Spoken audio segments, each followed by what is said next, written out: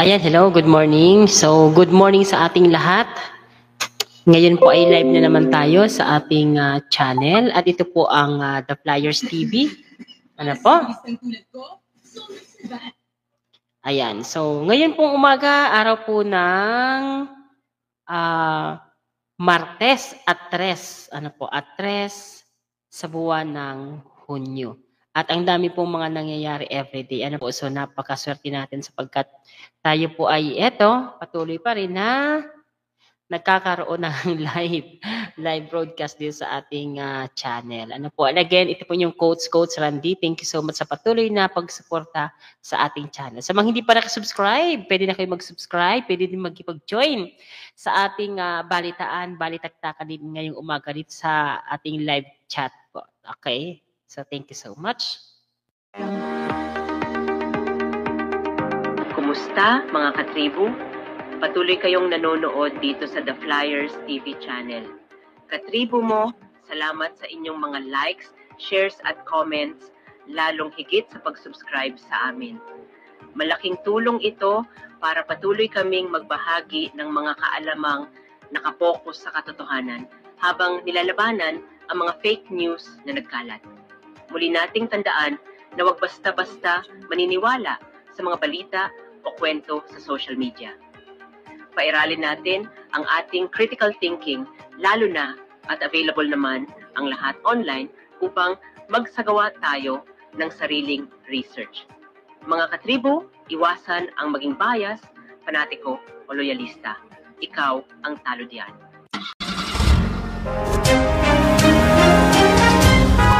Bumusina ka kung love mo ang traffic sa Maynila. Joke lang, ito ang Busina Arangkada with Coach Randy Dioneda. 30 minutes na kwentuhan at balitaan araw-araw. Busina Arangkada. May init na trending news stories, ang iyong matutunghayan. Busina Arangkada. Pag-uusapan din ang kahalagahan ng microinsurance at microfinancing sa The Micro Agenda segment. Bawat busina may sariling kwento. Dito lang yan sa Busina Arangkada. Alamin ang mga kwentong salveo na magpapaganda ng katawan, kalusugan at passive income mo. Araw-araw kasalo mo sa tanghalian. Live. Busina Arangkada. Abangan ang mga trending news stories, The Micro Agenda at kwentong salveo sa Busina Arangkada kasama si Coach Randy dito lang sa The Flyers TV. Mag-subscribe na at bumusina.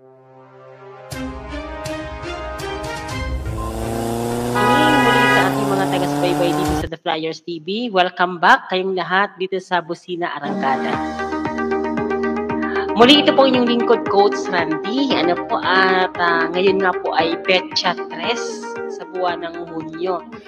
Ikatlong araw, So, supposed to be dapat ngayon yung pagbabasa ng articles of impeachment laban nga po sa ating Vice President Sara Duterte Carpio. Pero ito yung pinagpaliban ng Senado at gagawin po sa 11 na lamang nitong buwan. At may mga bali-balita nga na parang balak patayin itong kaso ng impeachment, subalit marami nga ang nagsasabi na hindi ito basta-basta dapat pinapatay sapagkat ito ay isang usapin ng accountability, di ba? Pag sabi accountability, especially regarding sa ating mga opisyales, binoto ang mga yaan para pamahalaan tayo, gamitin ang pera ng tama. Pero kapag merong mga corruption, merong mga irregularities, dapat po ay hindi ipinagpapatuloy yung nasabi yung mga posisyon na yan na gumanap sa kanilang mga tungkulin sapagkat pera ng bayan ang kanilang ginagamit yan sa kanilang mga opisina. At dapat accountable tayo sa lahat ng ating ginagawa. So bilang mga opisyalis ng gobyerno, dapat tayo ay transparent din kung saan natin ginagamit ang pondo ng ating bayan. Ayan. So gayon dapat. So dapat ituloy ang impeachment. Acquit man o hindi, kailangan malaman din ang katotohanan regarding sa mga issues na yon na ibinabato sa ating pangalawang Pangulo.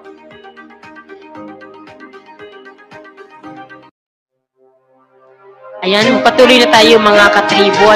Pasadahan muna natin yung mga balita ngayong araw ng Martes at 3 sa buwan ng Hunyo.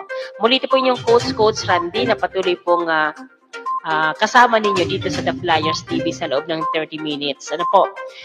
So, pasadahan natin ating mga balita. So, dito sa ating kopya, nakasaad dito na impeachment laban kay Vice President Sara Duterte Carpio. Ipapaubaya na daw umano sa 20th Congress according kay Senate President Chis Escudero. So, ano kaya nangyari? Bakit nabago na naman yung mga balitang napapakinggan natin?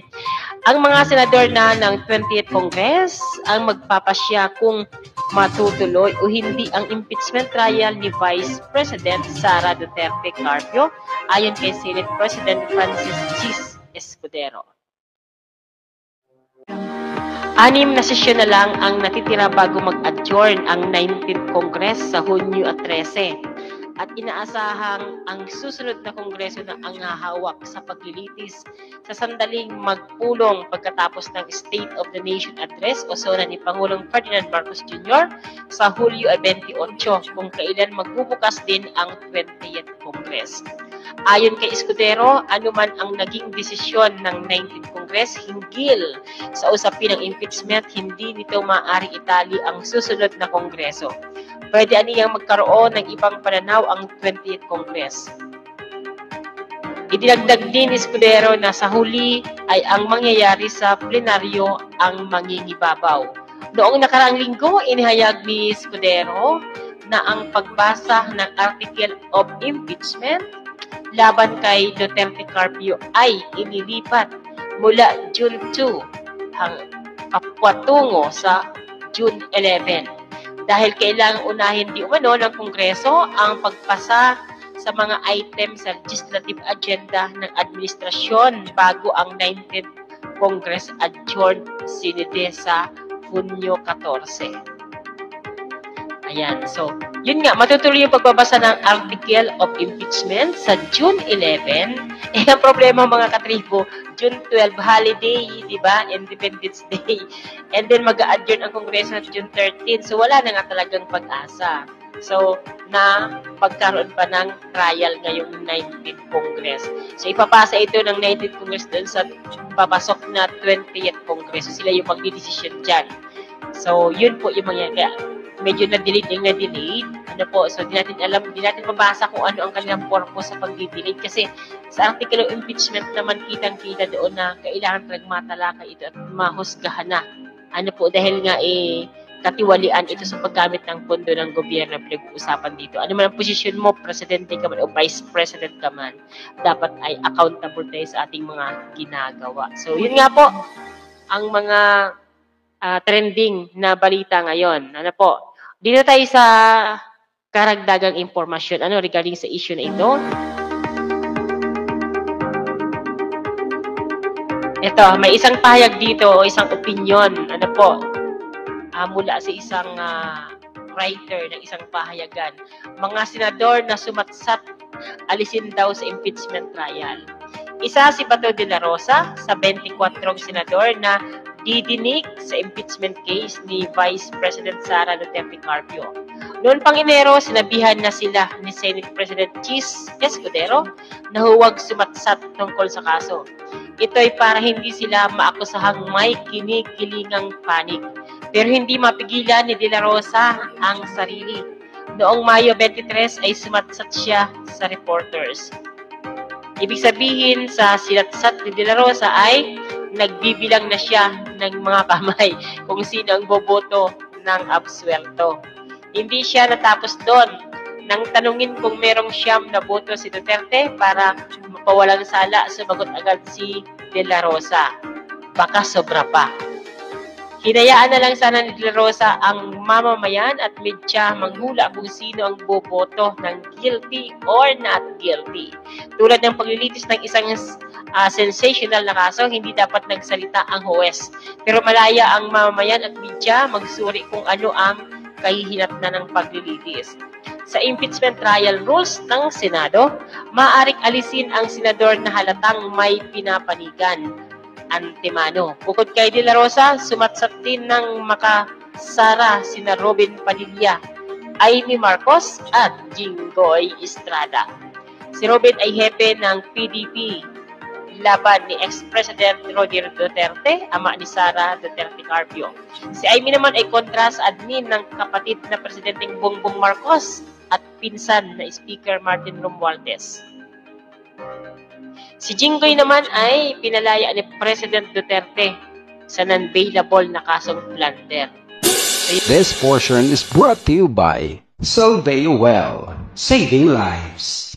Salveo Barley Grass. Why Salveo? Because it is 100% pure and organic, a superfood, un-FDA approved, a multi-awarded supplement, grown in a pollution-free environment, organically planted without pesticides and chemicals, harvested at a young age when it is nutritionally dense. Salveo Well, changing lives. Wow!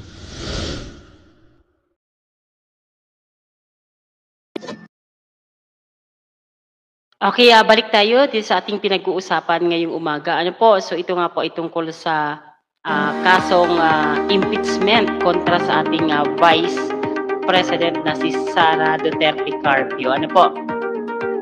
So yun nga, according dito sa ating mga balita ngayong umaga. Ano po? So yun, inaasahan din na yung mga kakampi ng Vice President dapat mag-inhibit or tanggalin o alisin doon sa grupo ng Senator Judges. Ano po? Yun nga lang ang masamang balita dahil ito ay hindi matutuloy ang impeachment trial ngayong 19th Congress. Wala na talagang oras. Kasi ipinagpaliban ni Senate President Chis Escudero yung pagbabasa ng article of impeachment dapat ngayong araw at 3. Tapos automatic pagkukonvene na po yung 19th Congress ng Senado para maging Senator Judges para sa impeachment court. Pero hindi po nangyari at ipinagbaliban at gagawin nga po sa 11 na lamang daw nitong Hunyo. Na kung saan, kapag binasa mo ang article of impeachment sa June 11, automatic magpo-convene ang mga senador bilang impeachment court. So sila po yung magiging Senator Judges. Ang problema naman ito, 11 yung gaganapin pero 12 na po kinabukasan which is holiday. So, kahit gobyerno sila, holiday sila, hindi sila papasok eh. Tapos, kinaumagahan at 13, adjourn po yung Kongreso. So, wala nang oras. So, malilipat na naman ang impeachment trial sa 20th Congress kung saan mag-uumpisa ito sa 28 pa ng Hulyo. So, sobrang tagal. So, pinaglalaroan lang tayo ng Senado. So, kaya kayo mga kaibigan, mga katribo, mga kapamilya, mga ka-flyers, kapag election, alam nyo na kung sino dati ibuboto nyo. Yung mga taong panig sa bayan, hindi panig sa kanilang mga kaibigan sa politika. Kasi hindi natin pag-usapan dito yung yung oras, yung timing. Kasi kung tutuusin, dapat matagal na nag-convene ang Senado bilang impeachment court. Kasi pinasa sa Senado yung impeachment articles of impeachment ay February pa. So dapat February pa ay nakapag-convene na po ang Senado bilang impeachment court para po madesisyonan kaagad ang kaso na ito ng ating Vice President. Kasi kaso ito ng accountability. Ano po, pera ni Juan de la Cruz ang pinag-uusapan dito. At Vice President ang kailangan nating linisin kung sakali man na wala talaga siyang sala sa impeachment crime na ito. Ano po, kasi una sa lahat, paano tayo magkakaroon ng matinong mga leader kung pagdating sa accountability check, ay ina-action na natin ito ng sobrang bagal. Paulit-ulit na lamang na ganito ang sitwasyon. Nagtuturoan tayo, delete natin ang mga pangyayari. Hanggang sa makalimutan na ng taong bayan, di ba? Wala na. Di ba? Kapag pinawalang sala ito or sabi natin nga hindi itinuloy, pinawalan na ng visa dahil pasok na sa 20th Congress, sabihin nila na hindi na siya pwede kasi 19th Congress yun. So wala na siyang apoy sa damdamin ng taong bayan. Kumbaga, kasi ang Pilipino ganun eh. Madaling magpatawad, madaling makalimot. Na kahit natutuusin, dugot pawis natin itong pera na pinag-uusapan natin na pondo ng bayan. Ano po? Ako hindi naman ako maka-Duterte, hindi din ako maka-Marcos. Pero pag pinag-uusapan natin sa pera ng bayan, iba yun eh. Kasi una sa lahat eh, nagbabayad tayo, ako trabahante, ako empleyado ng call center. At kompleto ang binabayad namin mga tax dahil deducted na yun kaagad-agad. Isa pa, pag bibili ka ng mga pagkain sa labas, bibili ka ng mga kahit chichirya lang na piso, automatic may VAT yun na kasama. May dagdag yun na tax. Automatic yung collection ng tax dun sa mga binibili natin. Kaya walang ligtas si Juan de la Cruz sa pagbabayad ng tax. Kaya ang mamahal ng mga bilihin. Pero pagdating sa paggamit ng pundo, ganito tayo. Kapag ang isang opisyal ng gobyerno ay nagkamali sa paggamit, especially hindi lang basta nagkamali, talagang may intensyon sa korupsyon. Bakit ganito? Ang hirap nating mag-aksyon. Di ba? Kasi tayo mga Pilipino, ang problema nasa atin binoboto natin ng paulit-ulit itong mga politikong ito na alam naman natin yung kanilang mga pinagagawa nung sila nasa posisyon. Pero kapag nagre-re-election sila, binoboto pa rin natin na ang dami naman na pwedeng ipalit sa kanila. Especially na yung mga kandidato na walang-wala, na walang pera, walang kakayahan, pero may integridad. Di ba? At saka isa pa, mas maganda na dapat pinapalitan natin ang ating mga official every election para na rin po sa accountability check dyan sa gobyerno. Di ba? Para makita kung yung mga umalis baga na opisyalis ay ano ang nangyari. Masi-check ito ng mga papalit, ng mga baguhan Kaya yung mga yan pala ang re-election ng mga yan kasi may tinatakpan yan at saka may hindi pa natapos ng mga pangungurakot dyan sa pwesto. Di ba? Tapos naniniwala tayo sa mga politikong ito na walang ibang ginawa kundi paikutin tayo ng paikutin. Di ba? Na hindi naman kailang pagdibatehan pa yan kung kailan magsisimula Kasi agad-agad dapat yan Alam mo nang meron, dapat agad na yan, desisyonan na kaagad. Kasi alam mo bakit? Hindi mo gigil na ma-impeach itong Vice President natin. Gigil na gigil ako dun sa ibang serbisyo ng gobyerno na naantala dahil dito sa ginagawa ng mga ito, mga litsi na to. Di ba? Ang daming issue din sa community. Isa na nga po yung salary grade ng mga empleyado. Private man yan or public. Kami na nasa private, mas matindi, di ba? Buti nga sa public ang bilis ninyo mag-increase dyan sa gobyerno Tapos, ang kakapal nyo pa magreklamo ng baba ng sahod ng teacher, ng nurse, o kung ano-ano pa. Pero ikumpara mo sa private sector, wala nga sa kalahati ang sahod ninyo sa sahod ng private sector, di ba? Pero pinapabayaan to ng dole. Pinapabayaan ng gobyerno kasi ang pinag-uusapan nyo lagi yan, puro politika. Yan, nag-iinit naman sila flyers, si Katribo. Ito sa ibang balita, pinalilinis daw umano ni Pangulong Bongbong Marcos kay bagong PNP Chief Torre, yung kapulisan, yung hanay ng kapulisan. So si Torre nga po ay kahapon ay nanumpa na bilang bagong Chief of Police. At yun nga, pinatitiyak ni Pangulong Ferdinand Marcos Jr. sa bagong Philippine National Police Chief General Nicolas Torre III na malinis ang hanay ng kapulisan at maramdaman umano ng publiko ang kanilang presensya. Ito ang mahigpit na bilin ni Pangulong Marcos kay Torre matapos pangunahan ang PNP Chains of Command ceremony kung saan formal na din nagretiro si Police General Romel Francisco Marbil. Sinabi ng Pangulo na ang pag-upo ni Torre ay nasa tamang oras sa gitna ng mga panawagan ng kalinawan, lakas ng loob at para sa paniniwala dulot ng mga hamon tulad ng transnational crimes, cyber threats, extremist violence, and police misconduct. Bukod dito, muling ibinilin ni Pangulong Bongbong Marcos sa bagong PNP Chief na paigtingin ang presensya ng kapulisan sa mga lansangan para kapag kailangan ng taong bayan ay mayroon agad na pulis na re-responde.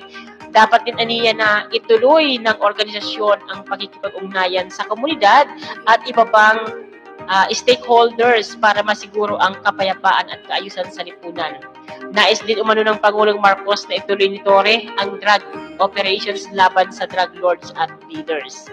Pinaalalahanan din ni Presidente Marcos ang kapulisan na huwag gamitin ang kanilang pribilehiyo para sa kanilang sariling kapakanan at benepisyo. Sa halip ay gawin ang kanilang sinumpaang tungkulin na maglingkod ng may integridad. Yan. So maganda din ang mensahe na ito ng ating Pangulo para sa ating bagong chief ng PNP.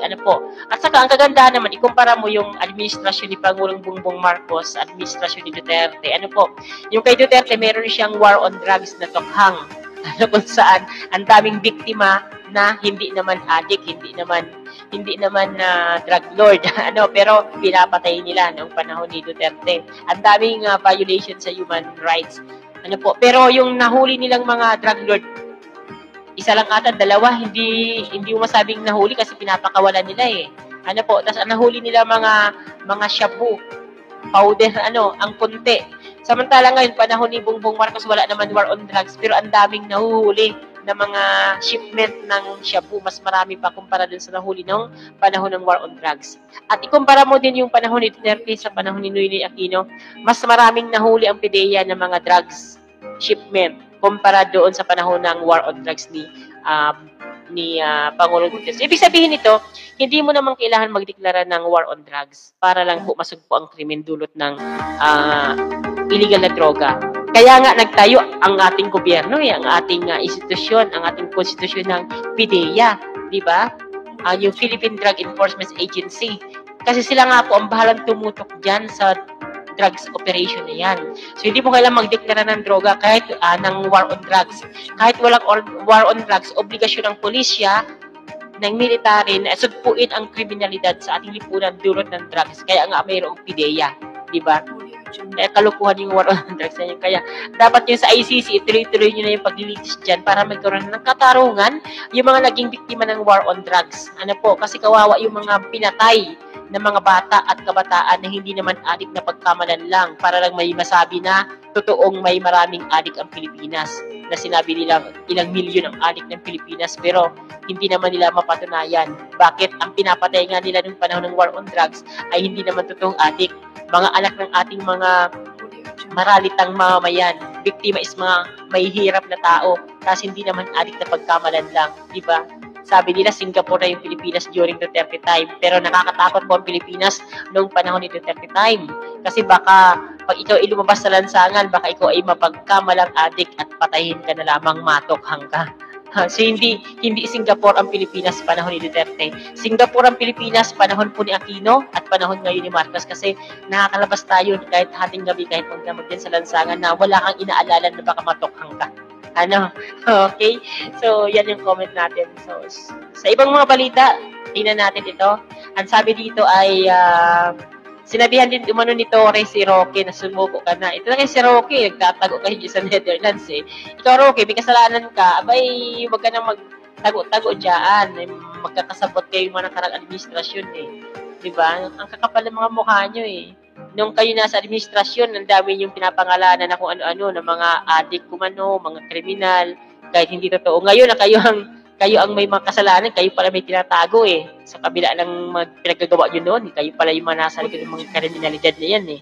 Especially sa Pogo, na madaming pinapatay, tapos tatago-tago kayo sa Netherlands. Subukan ka na, Roque, umuwi ka na dito.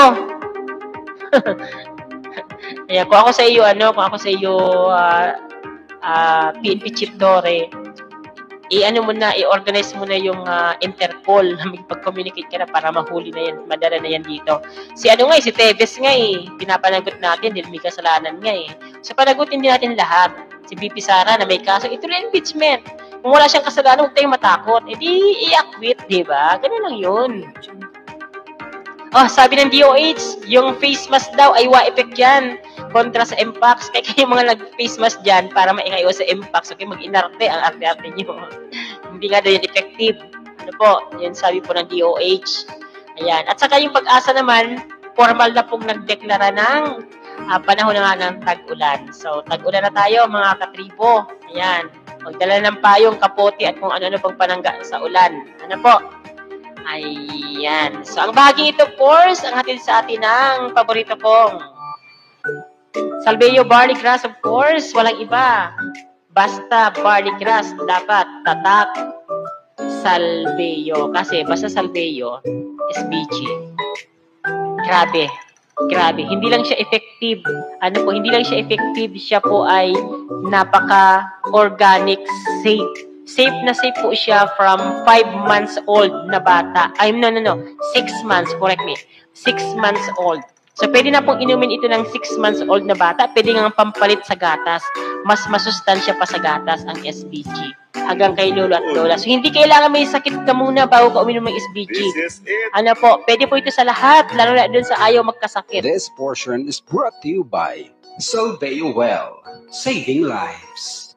Salveo Barley Grass. Okay, thank you.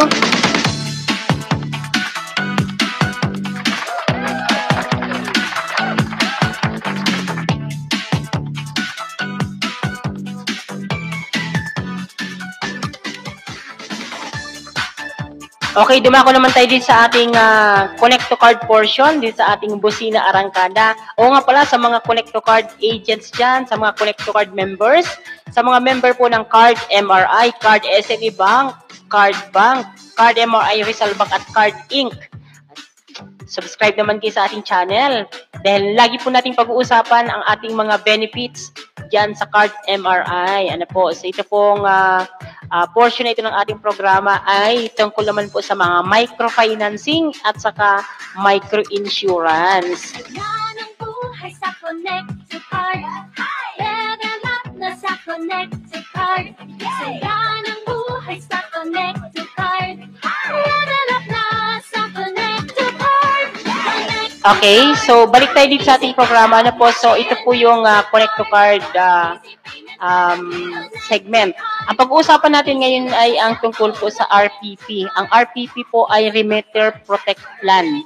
So ang Remitter Protect Plan po ay isang insurance ng ating mga members dyan sa sentro ng Card MRI. So ito po yung insurance ng mga nagre-remit ng ating mga koleksyon. Ano po, pag sinabi nagre-remit, sila po yung nagdadala ng mga koleksyon mula po sa sentro papunta po sa mga agent or papunta sa opisina or papunta sa bangko. Ano po? So yung Remitter Protect Plan, ano po, ang mga benepisyo po nito ay mayroon siyang accidental death na 50,000, dismemberment na or disablement na up to 50,000 din. Meron itong motor vehicular accident hospitalization na 15,000 per policy per year. At saka meron siyang daily hospital income benefit na 500 pesos, maximum of 30 days per policy per year. Kaya kung ikaw ang taga-remit sa inyong sentro this week, huwag kabahan sapagkat sagot ka ng RPP. Ano po?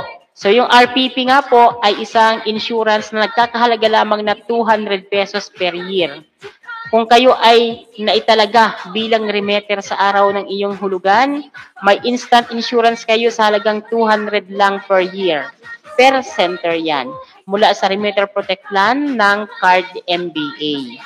Ano po? So dun sa mga wala pang Remitter Protect Plan ng mga sentro, makipag-ugnayan kayo sa inyong account officer sapagkat sila po yung mag-recommend sa inyo dun sa ating MBA coordinator. So required po ito sa lahat ng sentro ng Card MRI. Nationwide po ito. 200 pesos lamang yan sa buong sentro. Pwede yung paghatian yan.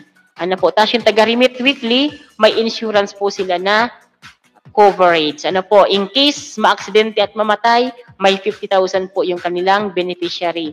In case na ma-aksidente po tapos hindi namatay pero nabaldado naman ng permanente, 50,000 din po yung makukuha na maximum benefit dyan. Kung ma-aksidente po na vehicular accident, tapos na hospital lamang naman po, hindi naman siya namatay, hindi naman nabaldado, pero ng hospital na confine, meron po itong benefits na up to 15,000. Per policy per year yan. And then, kapag na-hospital nga, ang benefit po dun sa nag-remit na yon ay 500 per day, maximum of 30 days per policy.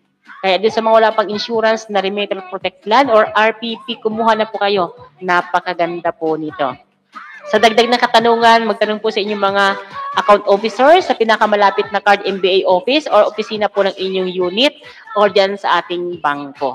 So, mas magandang alam natin ang lahat regarding sa mga insurance na kinukuha natin para po aware tayo kung anong mga benefits ang ating makukuha. So, yan po ang RPP or Remitter Protect Plan hatid sa atin ng Card MRI. Download mo, level up na sa Connect to Card. Register ka na ngayon for easy transaction. Level up na sa Connect to Card. Cash in, cash out, reload, fund transfer, loan out. Okay? So, balik na tayo sa ating channel, sa ating programa, sa ating Busina Arangkada. Ang sunod naman na topic natin ay about sa Salveo Barley Grass. So, ang mapapanood ninyo na video or mapapakinggan nyo na voice clip ay mula po sa ating pinakapaboritong endorser ba ang tawag doon? Endorser nga ba yun? Walang iba po ko, si Ivana Alawi. Si Ivana Alawi po ay isa sa mga pumayag. Hindi lang basta pumayag na uminom ng Salveo Barley Grass noong siya po ay nagkaroon ng sakit. Ayaw niya din sana magtiwala sa mga herbal or mga food supplement na yan. Pero napilitan siya dahil sama nga ng kanyang pakiramdam. Pakinggan natin kanyang isa sa mga pahayag niya sa kanyang mga video. Ang ganda ng Salveo Barley Grass. Ako kasi, I've been drinking it every day. And before, I love you too. Dati kasi sakitin talaga ako. I mean, hindi yung sobra ha. Pero kapag tuloy-tuloy yung trabaho, tapings, ang nangyayari sa akin, nagkakaroon ako ng ubo, sipon, lagnat, sore throat. But ever since I've been drinking SBG, never. Wala akong ubo, lagnat, sipon, sore throat. Alam mo, bumiyahe pa ako, kakabalik ko lang. Jet lag ako. Feeling ko bumagsak yung immune system ko. Pero everyday ako may inom ng SBG and wala akong naging sakit.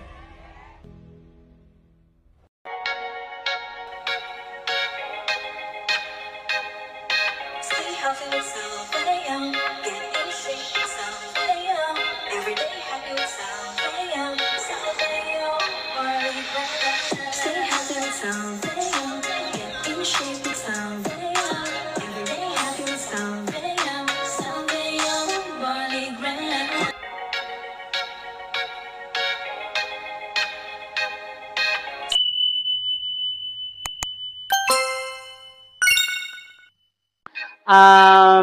Opportunity link. Ano po ng Salveo? So, i-click nyo lamang yan and then sign up or i-message nyo ako kung hindi nyo po alam ang inyong gagawin. So, thank you so much again. Ito po inyong link ko dito sa The Flyers TV Busina Arangkada. Thank you so much sa isa na namang talakayan ngayong umaga, araw po ng Martes, petsa 3 sa buwan ng Hunyo. Maraming salamat mga katribo sa patuloy na panonood. Alam ko nakasubscribe ka na. Hayaan mong iwanan ko sa inyo ang mga salitang inihabilin ni Jesus sa ating inang simbahan upang manatili ka sa pananampalataya. Matthew chapter 18 verse 18 to 21. I tell you the truth, whatever you forbid on earth will be forbidden in heaven, and whatever you permit on earth will be permitted in heaven. I also tell you this, if two of you agree here on earth concerning anything you ask, my Father in heaven will do it for you. Amen. Hanggang sa next video, mga katribo, like, share, comment, and subscribe. Ito ang The Flyers TV.